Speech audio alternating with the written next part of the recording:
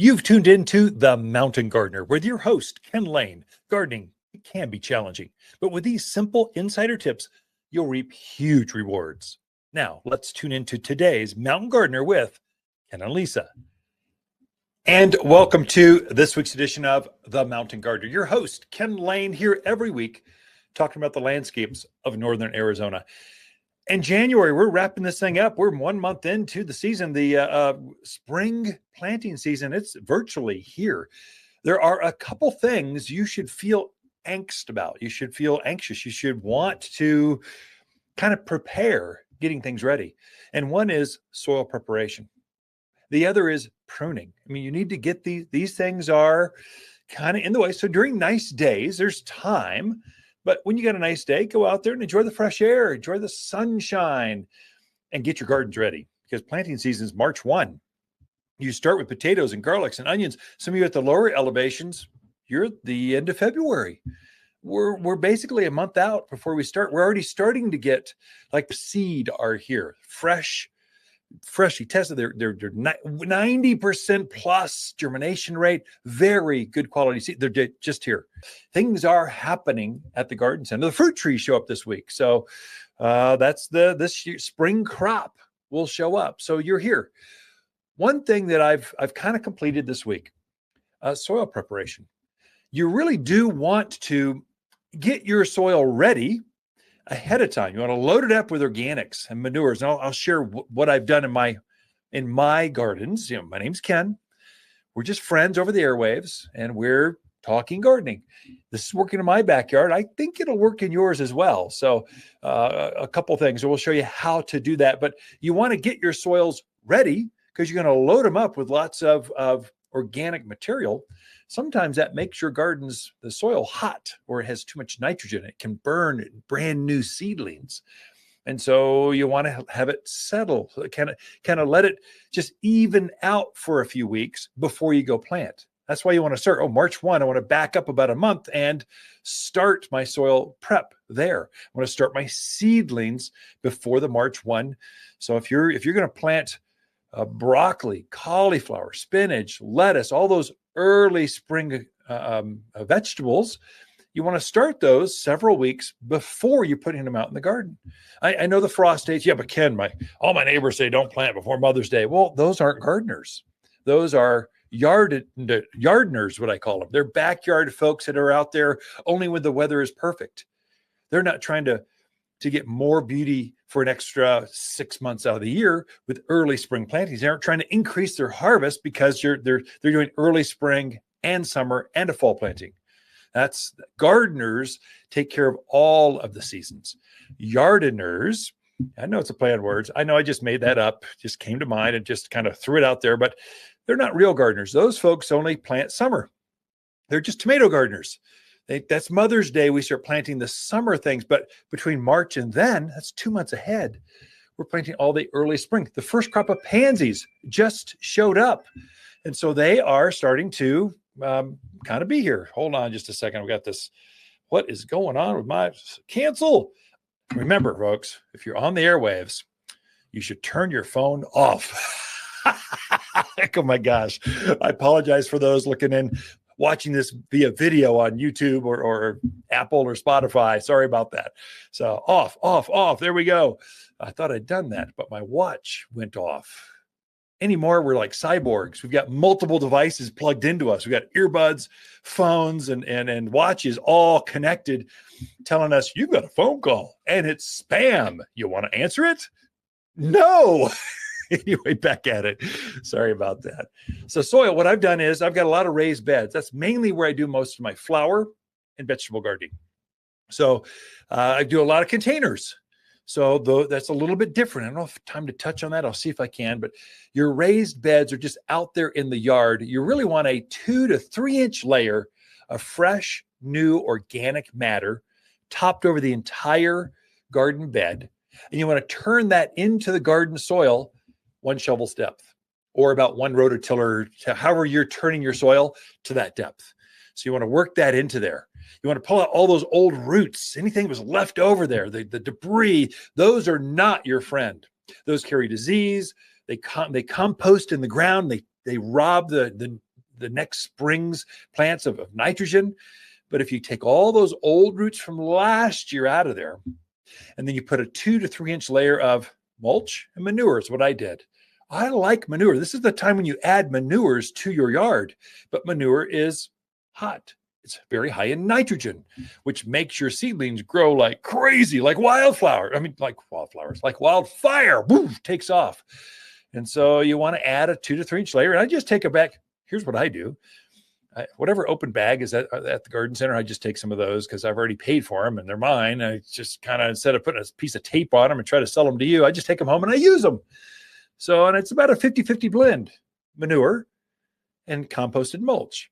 So the mulch we have, we composted for over a year, screened down to 1/4 inch minus. It's very fine. It looks like rich. It almost looks like a large coffee ground. It's like that.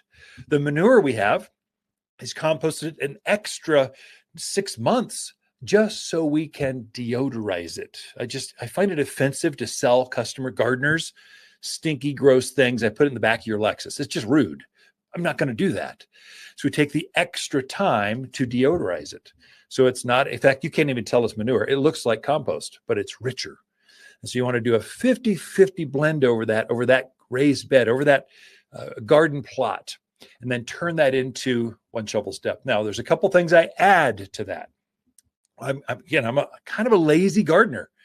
I want to add as much as I can. And if I'm going to take a shovel and turn things down, I'm going to power up the rototiller. I want to till it all at once. I don't want to do it 2 or 3 times, just once and done. I'm out.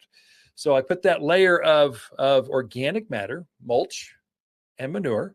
I'll add my fertilizer for spring. So I make a fruit and vegetable food. It's an organic food, but I like that one, either for flowers or vegetables, either one. It's made for vegetables, fruiting and vegetable crops, because it's loaded up with calcium. Calcium is what helps you get a bigger, more flavorful fruit or vegetables. If you want bigger blackberries, fruit and vegetable food. If you want bigger tomatoes, cucumbers, sweeter peppers, fruit and vegetable food. Because of the calcium. The calcium is what helps it also eliminates blossom end rot. There's a lot of benefits with calcium, but it's a 6-4-4-7 formula. The 7 is 7% calcium. I add the recommended amount of that. I add some gypsum at the same time because I like to grow tomatoes. Many times your blossom end rot, that black spot that forms, that's a calcium deficiency. And it just it's from your soil. If you know that's where it's coming from, load it up. So I add the fruit and vegetable food, gypsum, and sulfur. Those 3 things. Sulfur. The reason I'm adding sulfur, this is unique. This Midwest folks, tune in. You're used to adding hydrated lime to your soil. You're always trying to raise the pH of your soil. We never do that here. Our water is so alkaline. If you're to add more lime to your soil while you're turning this in, you would just sterilize the soil. It would be you take your pH and put it off the charts. And so your backyard, wherever you're tuned in, I'm tuned in from Sedona, I'm different. You're not. I'm from Camp Verde, I'm different. You're not. I'm from Mayer, Dewey, Humboldt, Prescott Valley. You are the same as the rest of us. Oh yeah, but Skull Valley and Baghdad, we're different. No, Paulden, Skull Valley, we're all the same. Chino, you're the same. We have very alkaline water and terrible soil. So you got to help plants with this. So you got to change the texture by adding some organic matter, and you need to change the chemistry by lowering the pH. Sulfur lowers that pH. If you put your mulch, your manure, your food, fruit and vegetable food, I like that one specifically, made for here. It's pelletized. It just works right in. Sulfur, gypsum, you are going to have a magical, unbelievable harvest. Just so many tomatoes, you're going to bring them into the garden center to garden class and just give them away because you can't deal with all. There's so many off of 3 plants. You got to be kidding me. It's going to be that kind of, so many cucumbers. So many folks complain about their cucumbers and eggplants. They just don't form well. Well, that's the reason. The nutrients are not quite heavy enough. Turn that in 1 shovel's depth. Let it set for a few weeks. Pray for snow and rain. Kind of have that soil kind of settle and percolate. You're going to be ready to plant potatoes, garlic, onions, cauliflower, lettuce, broccoli starting in March. Hi, Lisa with the plants of the week and our Austrian pine. We have instantaneous trees just in and ready for planting. This pine has the same long needles as our ponderosa pine without all the problems, and these trees are really big and bold. This is the fastest growing of the pines, and lots of sizes to choose from. Watters Garden Center, 1815 Iron Springs Road in Prescott, for people who love big, bold pines. They love to shop. For a more fruitful garden, increase success in the landscape that just feels better, then tune in daily to the Mountain Gardener podcast. Subscribe through your favorite podcast streamer or visit wattersgardencenter.com. Better yet, visit me directly right here at Watters Garden Center. Thanks for tuning in. Not everyone can grow wildflowers, but we'll make sure you're not one of them. At Watters, we know which wildflowers sprout, thrive, and bloom with success. We're wild about wildflowers with many of our own Arizona blends. Like our Arizona native mix, butterfly and hummingbird mixes, and all are big, bold, and beautiful.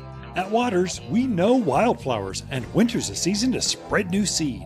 Watters Garden Center, where people who love their flowers wild, they love to shop for seed. And we are back with my special guest. She comes, well, every week, not a guest, just cohort. Just special. Co-host, my special wife. Comes in each week, just shares garden questions. Just what are people talking about out in the gardens? And there's something to glean off from that. So we're starting to see people show up. So we had, It was cold and rainy last weekend at the garden class, and there were like 20 people there waiting to go. It's just like, okay, gardeners, gardeners are funny that way. They go after it no matter what.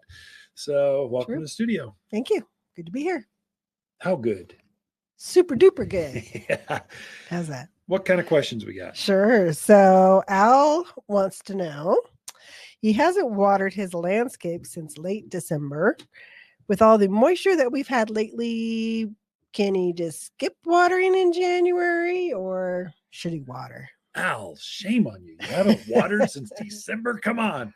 The amount of rain we've had, I think I measured 0.08 inches one day and another 0.25 another day. And really, you should water your plants 2 inches per week, per month. Sorry. So give it a deep soak. 1 inch of water will penetrate about 6 inches of soil. That's where most of the roots are, maybe a little deeper if you could. So you want that water pushed down pretty far. So it seems like we've had some moisture, but we haven't had any really. I mean, the ground is bone dry. So the dry washes are not running. So the ground is absorbing all of it and holding it. So if anything, that moisture we've had, the couple times we've seen moisture, all it did was keep you from having, it provided one more day of watering before you had to water it again. It really didn't hydrate your plants at all. So they're desperate. They need moisture. I'd get out there with a hose. I mean, just get a bucket, something, especially your new plants. I'm not talking about big 20, 30 foot Colorado spruce with roots all over the ground, all over the gardens. I'm talking about that new Vanderwolf pine, that new lilac, that new hedgerow, that new privacy screen.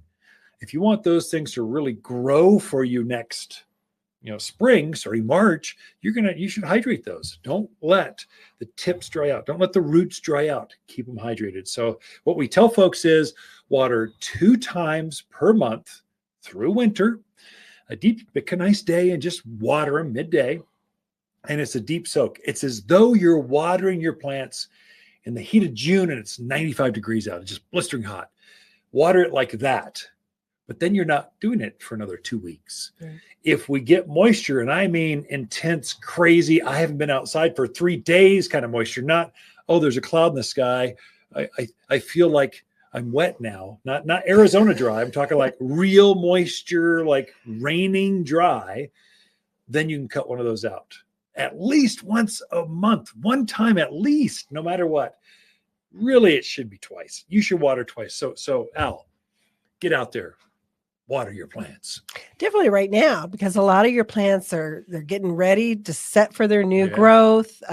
Lilacs are setting buds, forsythia, all those things that, especially spring bloomers, if they don't get that moisture, you're not going to get the big blooms like you want. If a lilac dries out and it goes through a real cold cycle, it will sacrifice the flowers of spring to keep the heart or the mother plant or the core of that plant alive. Same with your fruit trees, same with your spring blooming trees, same with your, so you really want to protect them. And as they're budding up, if you take a close look, walk your yard and look at your plants, they are preparing for spring. They're actively swelling those growths. So while they're doing that, they're taking more moisture. So you'll need to protect them a little more. Once they start to bloom, now it really becomes critical. Because plants, once they're in bloom, they're using more moisture because they're evaporating or sweating out moisture out of those flowers or out of those fruits. And so protect them. So anyway, yes, don't mean to scare you, just in 2 months. It's too long. You need to water. Yeah. I know, speaking of things starting to set buds, I noticed our neighbor's winter jasmine across the street. Isn't that pretty? Is starting to bloom, a real pretty bloom. Very nice. All right. Danny said his neighbor recommended applying something to his Vanderwolf and blue spruces to help with the color. He wants to know what that is and when it should be applied. So, Danny, great question. I'm glad that neighbors are helping. That's gardeners. They like to help each other. So you start talking, wow, how do your plants, how do you Colorado spruce look so good? Mine don't look that good. And we just start sharing. So there's 2 things. One, fertilize them right now with all-purpose plant food. That's a 744 natural organic fertilizer. It's granular. Sprinkle it out there. It's got a lot of sulfur in it. It'll lower the pH. It's made with cottonseed meal. Lowers the pH. Makes it more acidic. So your evergreens that you just mentioned, they like acidity. They want the ground to be acid loving. So that will do that. It'll also increase the bud size. If you look on the tips, you're seeing this little tiny button on the end. That's going to be the elongated growth. That's spruce, pine, fir, cedar, cypress, all your evergreens, your conifers. They're going to have that. But what your neighbor specifically is talking about is aluminum sulfate. Aluminum is plants pick up aluminum out of the soil, and that's what creates that intense blue. So if you got Arizona cypress that are crazy blue, they've got a lot of aluminum. Colorado spruce, a lot of blue. That's aluminum. Or your Vanderwolf pines. Vanderwolves have that blue on the top side, white on the bottom. It'll bring out that intensity. So it almost, if you give it enough, if you do those 2 things, all-purpose plant food and aluminum sulfate, they'll almost glow in the dark after they start to grow for spring. They'll come out and go, whoa, that's pretty cool. If you don't do that, they start to get yellow. They get pale. They get they look off color. And so they just won't be as thick and full. They won't have as many branches. The growth won't be as long. They won't be as luscious. And all of us want more luscious in our lives. And that's what's going to do it. Aluminum sulfate, all-purpose plant food. That's a great question, actually. Now's the time. Right away. I would do it almost now if you really want to be intense. So we did our whole yards a couple of weeks ago.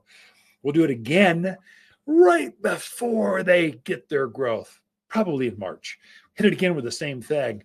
And the new growth will just be covered with this beautiful silvery blue color. I'll do it to lilacs. They like that because you'll get a better fragrance, that brighter color with that. And so certain things that I would say evergreens and early spring bloomers really appreciate that. Good to know. All right. Tess is in her first house, new homeowner. Congratulations, Tess. Yeah. All right. She really wants to put in a spring garden, and she wants to know, what do you put in? Yeah. What type of plants can go into a spring garden? And when do you start planting? Yeah, that's a good question, Tess. So that's actually good. That's not an innocent or newbie question. That's anyone that's new to the area. You need to know your zone. So we're zone 7. We need plants to go down to 10 degrees. You need to know your frost dates. The frost dates, the last frost of the year, of the spring is May 8th, actually. That's the 100 years average. Locals use Mother's Day. I know it fluxes a little bit, but Mother's Day is what the locals use as a holiday. And then Halloween is actually October 29 is the exact 100-year average of first frost of the year. But locals use Halloween as the holiday. Easier to remember. So keep those things in mind. If you're going before Mother's Day, we have early spring plants. So we just got our first load of pansies are in. They love the cold. They love bright days and cold nights. If you're doing flowers like that. So vegetables would be broccoli, cauliflower. Those are things you can start really early. If you're doing trees, you can do fruit trees starting I mean, next week we got our first load of fruit trees coming in. So you can plant those in there. Lilacs will be on that same truck. So you can plant them. So there's early spring. So which is really after Mother's Day. That's when you're putting all your tomatoes and all your other summer blooming plants. You put those in then you get your summer plants. I just need heat, more heat. They love the heat. And then you got fall color. Right now, we're really dealing with evergreen stuff. So you're things that just hold their foliage. Actually, a lot of them bloom. So you're looking at Raphaeoliptus, gardenias. A lot of these evergreens will actually bloom. You mentioned winter blooming jasmine. It's evergreen that blooms in the winter. So Daphne. Those are all the things. Let's come in and visit. And Tess, we'll walk you. Take a camera phone. Take a picture. Bring it in. Don't get overwhelmed because it's easy to get way overwhelmed. Just take a picture of your front entrance, your back patio, where I want that garden bed. We'll look to see how much sun is there, how much soil, what else is growing. We'll help get you some companion plants in that area. We are out of time. My goodness, it goes fast. Ken and Lisa Lain, the Mountain Gardeners. Be right back after this. As the days get longer and brighter, houseplants can struggle and scorch, but we have the solution. At Watters, we've organized our houseplants from A to Z for the brightest of sunny locations, many even bloom. With experts that know plants and how to make them grow. Shipments of the freshest houseplants in town have just arrived from A to Z and ready for a bright new home. Watters Garden Center, where people who love bright green houseplants, they love to shop, found in Prescott. At the start of the show, I had mentioned that there's two things you really need to be focused on. I mean, you should feel like I need to get out there and start the season. That was preparing your soil. Told you how to do that. That was the first segment. And then also pruning and cutting things back. So getting your perennials cut back, cutting back your fruit trees. Now through middle of March is your window. So it's a big window, but you should want to finish this thing up. So I'm kind of done with mine. And one of the mysteries I find folks have, last week's garden class, one said, again, I've got 3 big pampas grass. 2 of them grow really well. One of them just languishes. It doesn't do anything. What's going on? Help me. And so with all of your ornamental grasses, this is pampas grass, fescues, miscanthus, deer grass, zebra grass, all your pretty decorative, sedges, grasses, that kind of stuff, not yuccas, not agaves, not bear grass, which really isn't a grass. It's something different. It's a native evergreen kind of thing that grows out there in the valley areas. I'm talking about your regular ornamental grass. Pampas is the most famous. That's that big grass, gets head high, has these great big plumes on top of it, covered. Right now it starts to look a little rough just because it's rain and snow, kind of beats them up. The plumes have kind of limped over. They aren't as fluffy as they were because they're being beat up. You need to cut those back to about knee high. All other grasses, you're cutting back to about ankle high. So you really cut back on them. If you don't do that, what will happen is that the green that's there now will start to brown as the shorter days, the cold, it just beats them up. If you don't cut them back, you'll get this brown with this green on your grasses. And so other grasses, like let's say miscanthus, or I've got grama grass. I just cut my grama, native ornamental grass, grows about just shy of knee high. Beautiful, beautiful plumes on it or flowers to it. It's beautiful and native. I hardly care for it, but I cut it back. I fertilize it every winter. Now is the time. And so I'm cutting those things back. Grasses are very fast growers. They're going to elongate and be just as big so that you cut back this pampas grass by 4, 5, 6 feet. It's going to grow that much again this coming season. I mean, really quickly, starting in March, grasses start to grow. In fact, some of them I started to see some green shoots coming up. And so they're waiting to take off. Now to grow that much and then to plume with this beautiful grass, miscanthus. It's got this beautiful pink hue to it. It's just stunning late summer and autumn. And so it takes a lot of energy to do that, which means food. Grasses need more food than other plants in the gardens if you want beautiful ones. Do they need it? Do they have to have it? No, but they'll be weak and limp and they'll die out in the middle. They just won't bloom as well. But if you feed them, Oh, if you cut them back and feed them, they are just like rock stars. They are beautiful in the garden. They are the showpiece because they're gathering up wind. They float around in the wind, kind of the slightest of breeze. They just add drama. Butterflies love them. Birds like to take the seed heads and use them as a food source or nesting. There's a lot of benefits. And we are in this higher elevation of Arizona. We're in grass country. I mean, we grow grasses without all the issues that a lot of other parts of the country have. So whack on those things. Don't be afraid. You almost can't make a mistake with ornamental grasses. So just whack on them.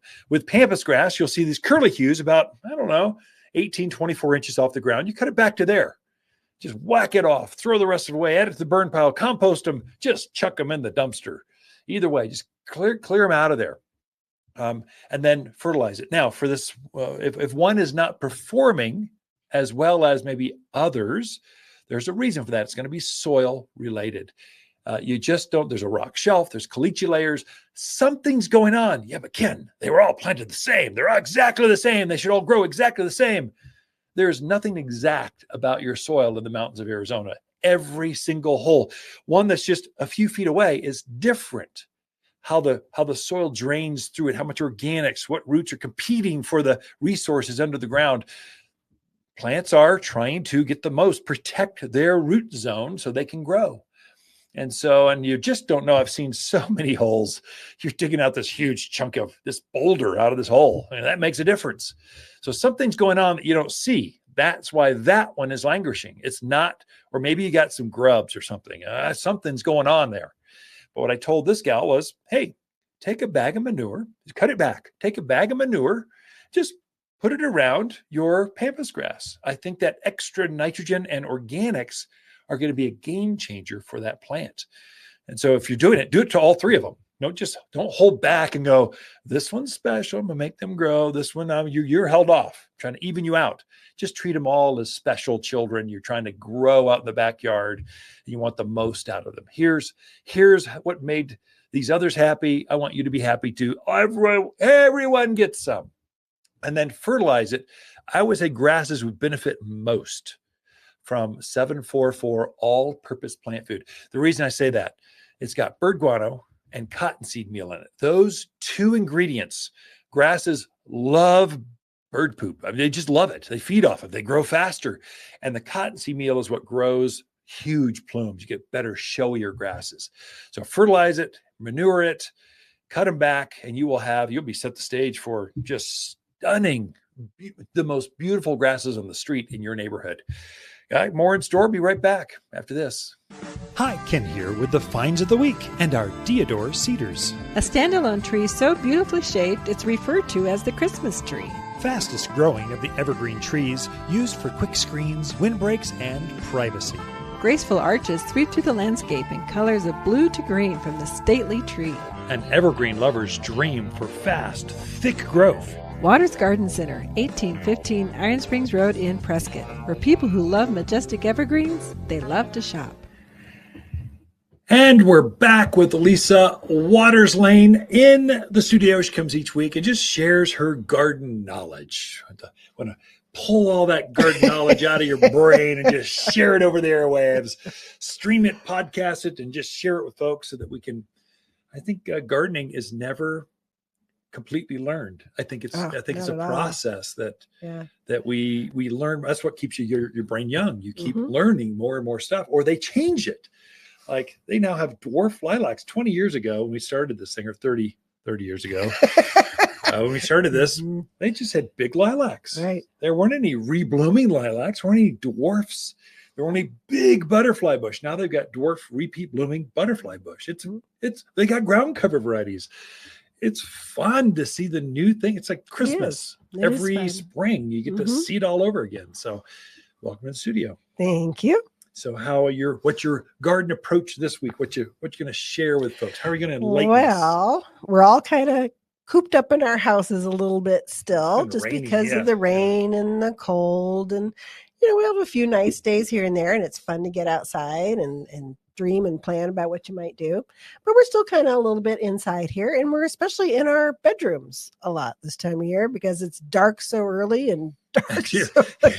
It does seem like the days are shorter. They're getting longer, but They they've been are. short. I have starting to notice a change. But yes, you're right. We're kind of in our houses still a little bit. So when we're in our home, like our house, we run a humidifier, we run air purifiers and things just because we like to do that. Because we work outdoors and it's Right. allergies and all kinds of Right. stuff. So especially in your bedroom, it's nice to have plants in your bedroom, or if you have an office, Yeah. even where you're spending a lot of time, it's nice to have those plants that actually work as air purifiers. Yeah. So you're doing additional work in there, kind of double duties. They create beauty and some feng shui, and they give you a sense of wellness in your room, but they can also help clean the air out of there as well. There's some science out now. They're showing, since work from home, all that kind of Mhm. stuff, they're showing that there's a productivity increase when you have multiple houseplants in the workspace in which you're working. Right. It's more than just clean air. It's a feeling.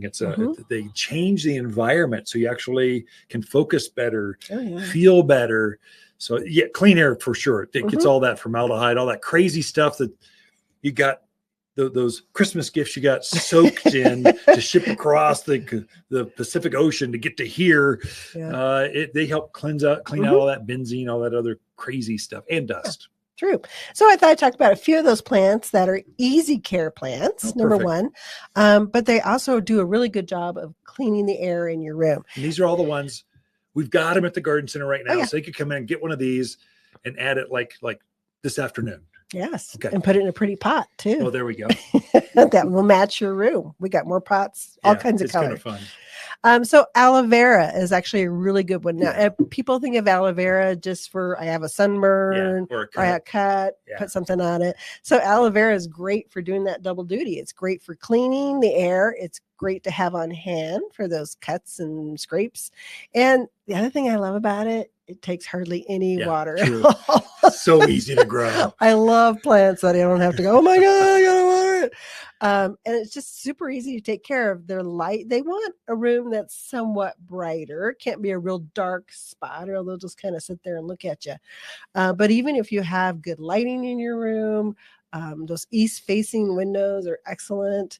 It's just a really super easy plant. A to lot of grow. bedrooms have Mhm. so many windows. You got that slider, they got the back window, they got a Right. bay window. Usually there's a lot of, I don't know about a guest room, but the masters for sure, they've Yeah. got more, they've got plenty of light Oh, for all yeah. these things. Perfect. Yeah. Dracaenas. Sometimes people call them corn plants, but Dracaenas is like this huge family of plants from these big, tall, upright ones to smaller ones. They have a lot now that have kind of pink and red colors into them, so they can be very attractive. Just a super easy plant to grow. There again, it can take even a lower light room and a brighter room, so it's very versatile, Yeah. flexible. And it just they don't need a lot of water either, usually about every 2 weeks or so on those guys. So I just love it when I don't have to constantly worry about them, and they just kind of take care of themselves, and Yeah. they're very happy to grow. So a lot of new colors. I would definitely check those. It's not your grandmother's No, corn there's plant. so right? many fun house plants anymore. It's exciting. English ivy. So if you're looking for one to kind of drape down, maybe put it on a stand or a dresser, or they just kind of drape down. The other thing you can do with them is get a topiary form, and grow them on that form. Super fast growing, easy to grow. There again, they can take a dark room, they can take a light room. They don't care. They'll just grow wherever. But you can have fun with those and kind of put them on topiaries or let them drape down. Fun Ivy plant. are one of those that are notorious for sucking out bad air, improving air quality. They take bad stuff out of the air and they pump out oxygen. Mhm. They're famous for that. And Right. there's some NASA Mhm. science experiments and stuff they play with, but Yeah. it's really good. The one thing about an ivy is don't overwater Yeah, it. yeah. It's one of those plants that really just does not like to sit wet. So you do have to They be a actually little careful pull with moisture out of the air. Mhm. So especially if you have a humidifier, you might not have to water an ivy Mhm. because they're kind of like an orchid that way, or bromeliad. Mhm. That's true. So another one that everybody loves, it's the Martha Stewart tree. Yeah. You know what I'm talking about? Fiddly leaf fig. Is that the Fiddly one? fig. Yeah, I could have said Yeah. that's Everyone got all calls it the styles. Martha Stewart tree. And Yeah. it's a beautiful, it has a very large leaf that looks like a fiddle, hence Yeah. the name fiddly fig. Bright green, especially if you've got a lot of space in your room, they're It's a big great plant. to put in because they want to get big. They want to really take over. But it works because it has that great big leaf. It is tremendous at cleaning your air, purifying your air. It's just a super plant to grow. It likes moderation in all things. Yeah. Moderate light, moderate water, moderate temperature. So if you go too overboard on one of those things, you're not going to have a real happy plant. But hey, moderation is good practice, right? It is moderation January, so why not? It is. I didn't know that. Oops. Made that up. Sure. Made up another word early. Yardner. I made that one up. So this is the show of making up words. We're going to Seuss the whole thing. You are the king of making up words. That's for sure. Peace lily, otherwise known as spathiphyllum. Yeah. Another one with real big leaves to it. Likes a darker room or a lighter room. Very versatile in that way. The thing I like about a peace lily is it takes the guess out of when you need to water, because a peace lily will just go, oh my God, I need water. Very talkative. And then you water them and they're like, oh, okay, I'm happy again. So if you're one of those people that do I water it? Do I not water it? A peace lily will tell you when you need to water it. Actually, it's a good canary. Put it out there when it starts to droop. Water all the houseplants in that room. They're probably going to need it at the same time. Or not. Yeah. A moisture meter. Get a moisture meter. There you go. Moisture meter. That will save you $10 tool that so much takes grief. all the stress out. Yes, definitely. But peace lily is really pretty. They also put off a white bloom to them, which is very attractive. Philodendrons. Now, philodendrons are kind of like dracaenas. There are a bazillion in the family, from big leaves to little leaves to draping to upright. I'm certain we have one that you will love. And I've got a lot of philodendrons in the house like because one. They're so easy to grow. Easy to grow, and they're exotic. So you can get them with pinks and whites and all kinds of stuff. Yeah, I've got the pink princess and I think the white knight, I think, or two that I'm actually doing really well with right now. My pink princess, I'm almost got to repot it. I got to get a new stake for it because it's one of those that needs a stake to grow up. You know where you can get one of those? I'll think about that. Maybe just come to work and take one home. Come to work. You're asking a lot. But philodendrons, definitely, there again, you can get ones that drape over, ones that grow upright, just any kind you want there. Another one is the snake plant, otherwise known as the mother-in-law's tongue. That one is super easy to grow. There again, maybe once a month you're watering it. It can take a variety of light, from hardly any light to bright light. And it, other thing, great thing, I'm talking fast, is it doesn't have leaves that drop. So you're not kind of picking up leaves. So it's very clean. And the last one is the spider plant, also known as the airplane plant. You're out of time, my dear. Thank you very much. The house plants that are perfect for your bedroom. So Ken and Lisa Lain, the Mountain Gardeners. Be right back after this. My living room feels so empty. Now that the Christmas tree is gone, the house just seems so blah. Brighten it up with a big, bold, beautiful plant from Watters Garden Center. Fill that cavernous space with tall tropicals, colossal cactus, and sizable succulents that bring the great outdoors indoors. Make a gorgeous green space you can enjoy all year, not just for a season. Unique, exclusive, one-of-a-kind houseplants found only at Watters Garden Center in Prescott. This weekend's garden class is on how to grow wildflowers. And the reason that we have a class every Saturday at 9:30, we have a class. The topics change. This weekend, it's how to grow wildflowers and why January is the best month to start wildflowers. Or I'd say by the end of February. If you can get it in before Valentine's, perfect.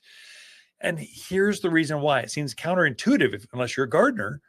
But seed, this is a blended seed. So you get wildflower mixes or blends. So there's 10, 20 or more varieties of seed in each of our mixes. We custom make our mixes. So there's a butterfly, there's a deer and rabbit resistive, there's a Arizona, there's a native mix. And so there's only a poppy mix, just California poppies, only with more than just orange. It's got reds and yellows and pinks and whites. It's really pretty. The reason that you're putting them in January, these are wild seed. And so some of them are so light and fluffy, they float away. Some are so hard and crusty, they just have this shell that you just can't get through. And so these types of seed that are truly wild, they're truly native perennial types of seed. That is, they're going to come back and grow bigger and better every year. Many of these need to go through this freeze thaw cycle. They need to be frozen at night and then warm up during the day. And that scarifies or cracks open or breaks open some of these seed that are just so hard. They're designed to be there for years if they need to, until the environment is just right.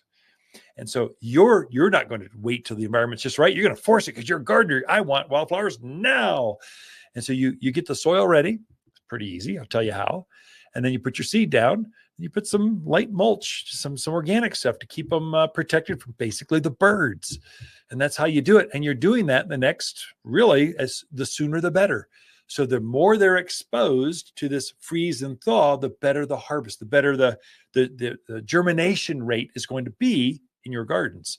And so a few seed go a long way. So wildflower seeds are not like grass. So lawn type of grasses, you're putting very heavy, like 8 pounds per 100 square feet. It's some ridiculous thing. Wildflowers are ounces to the 100 feet. So it's like, they just go a long ways. And so one flower is going to come up and just take over, and they'll come up in waves. So they'll start growing at the end of February, March. They'll just come up in ever growing waves as each variety of seeds start to germinate and come up. So they come up not all at once, but at different rates. And they're kind of sensitive. Some are light sensitive. So many hours a day, they go, oh, it's spring, grow. Some are soil temperature. Oh, finally, the soil's warm enough. I will sprout. And so there's different triggers for different kinds of seed. But if you have a good mix, a native mix, that's what's going to happen. Here, let me put a caveat to that. Here's the negative. Here's what to watch out for. And again, my name's Ken. We're just friends. And I don't want my friends to make mistakes. And so a lot of the seed mixes you see sold, especially at the big box stores, the marts and things, they're wildflowers, but they're annuals. So those folks, they're going for price point. They don't care about quality.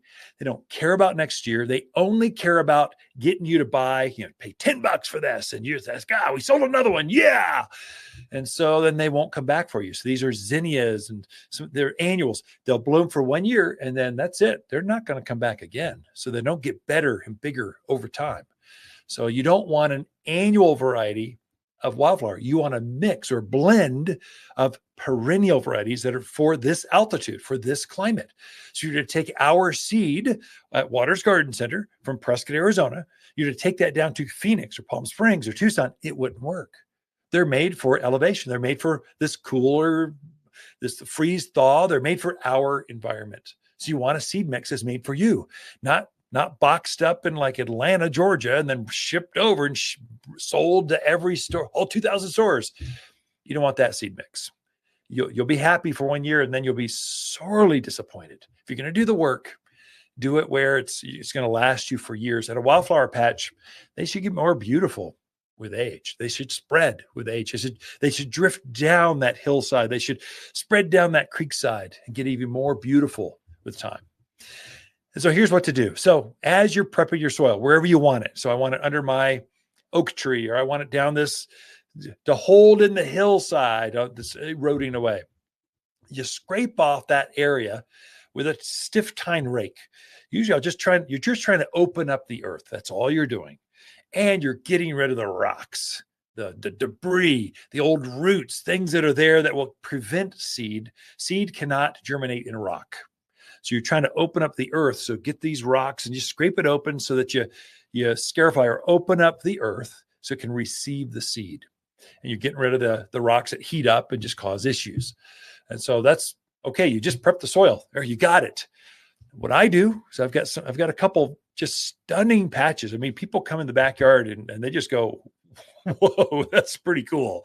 There's butterflies and hummingbirds. Right now I've got roadrunners running around in the flower bed going, I wonder what's out here. Because I just cut them back for spring prep. And so there's lots of activity that come with wildflowers because they're wild. They're attracting the wild things out in your yard. And so I've cut those back. What I'll do is rake it up, spread my seed. I actually do a couple things. I will add some humic, Humic, humic, or it's a soil conditioner. It's humic acid is what it is. Humic acid, if you take a compost pile and boil it down to its last element, what you're left with is humic acid. Seeds love humic acid. If you know this, it encourages deeper roots is what it does. So it activates the soil so that the mycorrhizals and the worms are just kind of they're just working in this. They're going to come in because they're attracted to this humic acid. So you spread that on there. It's like a fertilizer. It looks like coffee grounds. So you spread it out there, and it's going to help those seeds as they germinate to have deeper tap roots, which means you have a longer bloom, larger blooms, more blooms as the season progresses, especially for these summer things. So gaillardias, echinaceas, coreopsis, these summer blooming flowers, they're going to be blooming in the heat. Well, you want them to have as deep a roots as you can. You get better flowers. And then I'll top dress that entire area with about maybe a ½ inch, ½ inch, or as light as you can go inch of premium mulch. So that's our mulch. We make it screened down real tight so it won't bury the seed, but it keeps the birds off. Keeps them moist, keeps them from drying out, so you get a better germination rate. It ensures you get seed to soil contact, so that it needs that. If the seed are floating on top of other weeds or grasses, they're not going to germinate. They need to touch the soil. So this just ensures that you get that. Now, some of these seeds are so small, I can't even see where they landed. It's a problem. And so when I first started putting wildflowers out, I'd get them bunchy. So I'd go, okay, I think I spread in my hand. And I couldn't tell where they were all going. So I get clumps of wildflowers coming up. An insider tip, this is just school of hard knocks. I came up with this one. Hydromulch. I need to make my own hydromulch. And so I'll take a bag of premium mulch, which I just said you need some of that to keep the birds off. I'll put it in a wheelbarrow. I put my wildflowers into the mulch and I blend that into the mulch. I get two benefits. One, I save a step, so I don't have to spread mulch out there afterwards, but it helps me to spread it much evener. So as now I'm taking a shovel, I'm spreading that out over the garden bed where I can see where that mulch layer is over there. Mulch is much easier to identify where it is than seed. You'll blend those seed into that mulch in the wheelbarrow and they instantly disappear. And so this will help you to get a more even patch. I mean, it's a game changer. Why I didn't think of this earlier, I don't know. But now I recommend it in garden classes and to my friends over airwaves. It's a game changer. It really makes a difference. So summarize. Get a good seed mix. Get a native seed mix. If it's in a really pretty package, probably it's all annuals. If it's a cheap price, it's probably all annuals. In fact, they fill those packages up with annuals and top it off with vermiculite. It looks like seed, but it's not. It's just a trick to make it look cheaper. You want a good mix. Natives for your yard. Scrape open the earth with a stiff tine rake. Spread your seed out. Spread some humic over that. And keep it watered, a couple times a month. I don't know. That doesn't take much. Keep it moist, and that's good enough. And you're going to have a spectacular wildflower patch this year, and even better next year. Got more in store for you, but be right back after this. Not everyone can grow wildflowers, but we'll make sure you're not one of them. At Watters, we know which wildflowers sprout, thrive, and bloom with success. We're wild about wildflowers with many of our own Arizona blends. Like our Arizona native mix, butterfly and hummingbird mixes, and all are big, bold, and beautiful. At Watters, we know wildflowers, and winter's a season to spread new seed. Watters Garden Center, where people who love their flowers wild, they love to shop for seed. So if you'll look at your garden soils, as we wrap things up here, you're seeing freezing every night and thawing every day. Is freeze thaw. So you'll look at your garden soil and it looks like it's getting very fluffy. That is terrible for your plants. As it freezes and thaws, the ground becomes looser, as we call it, heaving, and it breaks the roots of the top layer, that top inch or two of soil. And so the roots down below are fine. It's the newer ones, the ones that take up the moisture, the one that regulate temperature for the plants. They're the ones that get damaged. That's why I told you 2-3 months ago, put a 2 to 3 inch layer of compost or shredded bark or some sort of insulation to protect those roots. That's the whole reason. The only reason I really like composted mulch, or if it's some plants, like if you're getting gardens ready on your perennial beds or your perennial vegetables like asparagus and rhubarb, I like manures. You can put a 2 to 3 inch layer of manure on top of that soil, and it will keep the soils from heaving. That way, all that pressure's on top of that layer of organic material you put on top of the soil. So if you haven't done that, not too late. Kind of prevent more damage from happening. You're going to need to get your soils ready anyway. It's time.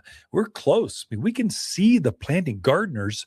We can see the planting season. It's March 1, the end of February. We're talking days away. So get that soil ready. Speaking of days away, Valentine's Day is, what is that? 10, 15, just over 2 weeks away. And so we're putting together some gift ideas for Valentine's. Well, for corporate gifts, for whatever, but it's gifting ideas. I made my way through college as a jeweler. So I found some just the cutest jewelry that are made from plants, or in case like fungi in earring form, or daisies in an earring, or it's very cute stuff. And so we're putting those on our website. They're direct from the artist to you. So we're not going to handle them here. It's too eclectic. I can only carry so much stuff. So we really focus on the plants and things that make plants grow. But if it's jewelry, that's not a plant and it doesn't make plants grow, but it sure is attractive to gardeners. And it sure caught my eye. So, started talking to the artist and went, can you make that available to my gardeners through our website? Just ship it directly. So instead of an Etsy store, we're kind of curating some of it for you. Take a look at those at wattersgardencenter.com. You'll see a shop at the button and it says online exclusive. There's houseplants, there's berry plants, there's all kinds of stuff starting to populate that. The farms are starting to harvest crops. And as they do, we will have many of those here right at the garden center. But for the oddball, the truly rare, or there's only 10 of them at the farm, I can't justify putting them on a truck to come across country to get here. We'll just direct ship them. They can put a shrub in a box. I'm like a full on, like really cool shrub. Trees, smaller trees, jewelry, of course. There's watering cans. There's all kinds of this. Air plants, really fun air plants. Put some red glitter in there and you got yourself a Valentine gift. So, but you should probably order those the end of February of January, because it takes a few days. So I just ordered an air plant. It took 3 days to get to me. I mean, they ship it immediately, but you got to give it some time. So we're trying to, here's a heads up. Hey guys, I'm here for you to think about your Valentines, those gardeners that maybe are really hard to shop for, or they shop it for themselves. Take a look at wattersgardencenter.com. We're here for you throughout the week. Lisa and I camp out here at Watters Garden Center. We love talking to fans of the show. Hi, Lisa with the plants of the week and our Austrian pine. We have instantaneous trees just in and ready for planting. This pine has the same long needles as our ponderosa pine without all the problems, and these trees are really big and bold. This is the fastest growing of the pines, and lots of sizes to choose from. Watters Garden Center, 1815 Iron Springs Road in Prescott, for people who love big, bold pines. They love to shop. For a more fruitful garden, increased success in the landscape that just feels better, then tune in daily to the Mountain Gardener podcast. Subscribe through your favorite podcast streamer or visit wattersgardencenter.com. Better yet, visit me directly right here at Watters Garden Center. Thanks for tuning in.